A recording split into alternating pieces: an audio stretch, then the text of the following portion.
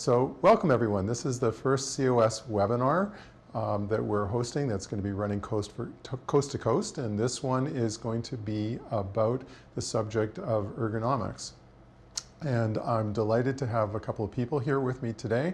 I brought along Dr. Tina Tang, who is a PGY2 resident in my program, and then our expert on this subject is George Matos, who is a practicing specialist in Winnipeg who advises our community about ergonomics issues.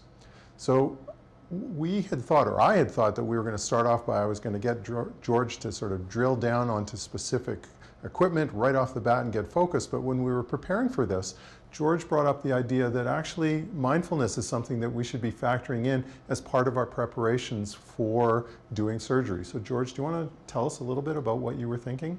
Thanks, Dr. Billen. Absolutely. So when we look at preparing ourselves for an event, typically we'll sort of place into our heads performing that task, whether it's an athletic event or in this case we're talking about surgeries.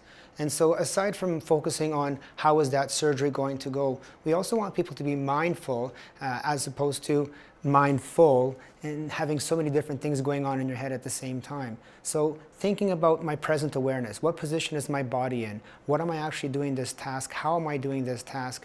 Mindfulness-based stress reduction is a practice that people can perform, whether it's a breathing technique or a certain type of visualization technique as far as what needs to be happening in that moment in time. It's more like a bird's eye view of what you're actually doing. And again, this is aside from what people should be doing, which is, for example, in this case, if residents have a full slate, as you had mentioned, the following day, thinking about how is that going to look for me the following day.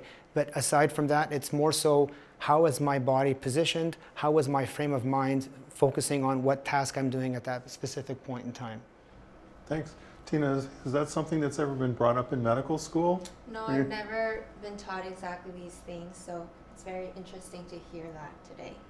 Okay, well thanks. And so with that, I think we'll move on now and start looking at some of the specific ergonomics things that we've talked about that we want to address.